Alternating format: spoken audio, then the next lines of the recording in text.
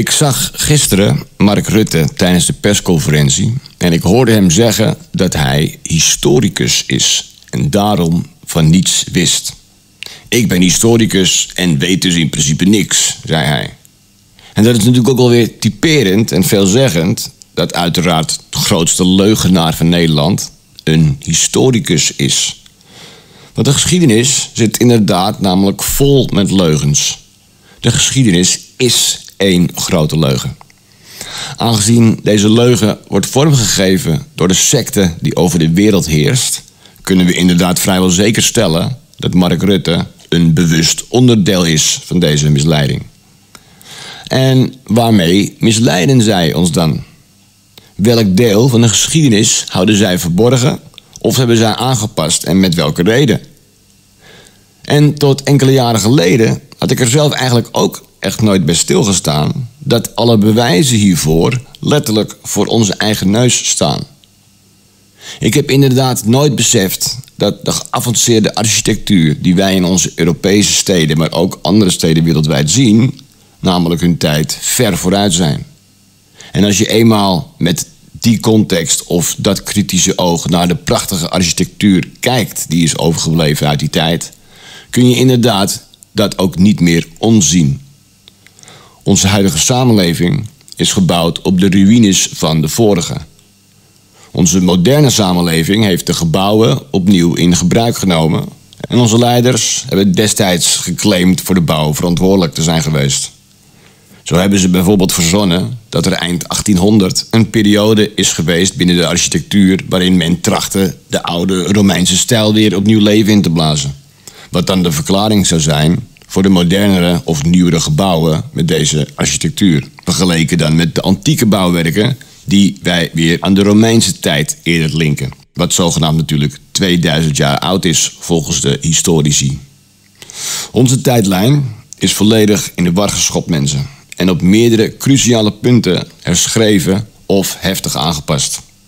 Dit dus om een bepaalde voortgang en verhaallijn in stand te houden.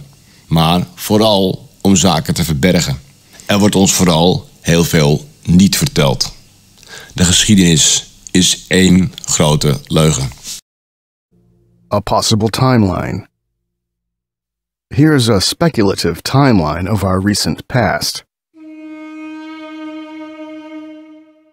Around 1,000 to 2,000 years ago, a worldwide connected civilization gets destroyed and flooded due to an unknown event, possibly high-tech and highly spiritual.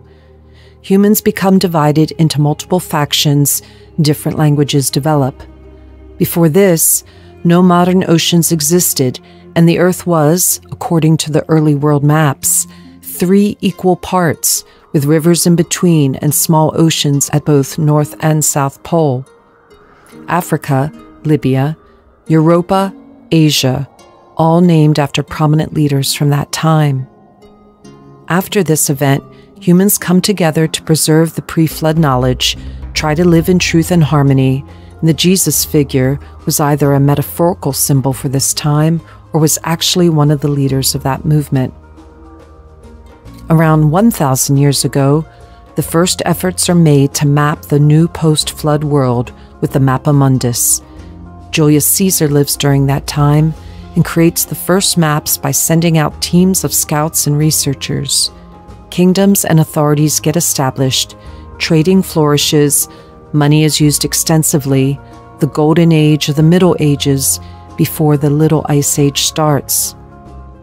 Around 600 to 800 years ago, another Earth-spanning catastrophe happens.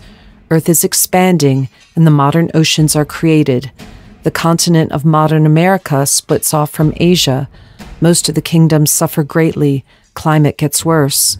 The last survivors of the pre-flood civilizations die out, giants, as well as mythical creatures like unicorns, and failures from genetic experiments.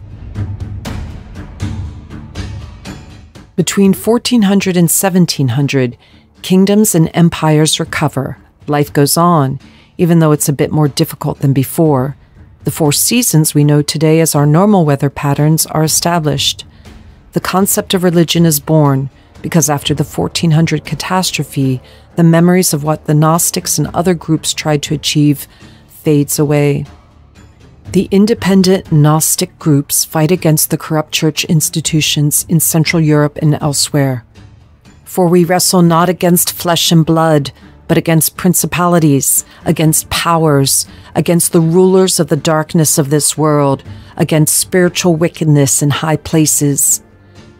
They understand that evil creates pyramidal chain of commands that transcend individuals. Writings are shared between those groups, which are rewritten by the Vatican Church during 1600 to 1800 and published as the canonical and censored Bible. The 30 Years' War in the 17th century is an encrypted and highly distorted memory of that fight. The Jesuit Vatican Church and the secret societies connected to them decide to add 1,000 years to recent history and invent a new calendar, which is to be enforced worldwide. Competing native calendars are destroyed and the accompanying myths alongside. Between 1600 and 1700, another worldwide cataclysm hits with a second Earth-expanding event. Climate gets really bad and evil begins to envelop the Earth. This event destroys most technological knowledge of the past and creates the last survivors of ancient kingdoms, but their power is reduced. The institutional churches and secret societies from Europe use this event to colonize the entire world and rewrite history on every continent. New maps and narratives are being created. The remnants of Tartary and other remaining free empires and monarchies, remnants of the old world governance style, get overrun between 1700 and 1850 due to their military weakness and decentral governance style rooted in the Old World tradition. Modern science is established between 1700 and 1850 with the aim to destroy all previous knowledge about cataclysms, spirituality, and cosmology. Another small cataclysm, be it natural or a war, happens around 1800 with the year without a summer 1816 as a surviving concept. It doesn't destroy as much structures as the other events before, but it costs many people their lives and gives rise to industrialization. The small group connected to the European churches and secret societies, especially the Jesuits, have secretly kept some of the pre-1800 knowledge and slowly reintroduced some of that knowledge to society. This is known as the Industrial Age to the uninitiated. The Napoleonic Wars are probably also part of the deception created by academia to rewrite this event. 1900. People all over the world, especially outside Central Europe, still remember some parts of the true history, and both fascism and socialism communism are created to destroy all the remaining high culture in the Europe and eastern parts of the world. The two world wars lead to the destruction of large parts of European, especially German, architecture connected to the old world, and also the loss of significant knowledge of the past.